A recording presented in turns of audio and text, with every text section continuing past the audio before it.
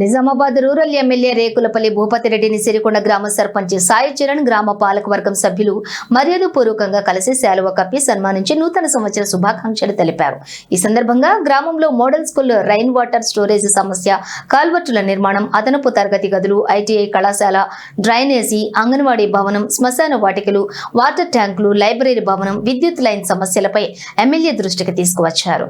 గ్రామ అభివృద్ధికి పూర్తి సహకారం అందిస్తామని ఎమ్మెల్యే భూపతిరెడ్డి హామీ ఇచ్చారని సర్పంచ్ చరణ్ జెట్ న్యూస్ జిల్లా ప్రతినిధి ఆర్సీ రెడ్డితో చరవాణిలో తెలిపారు।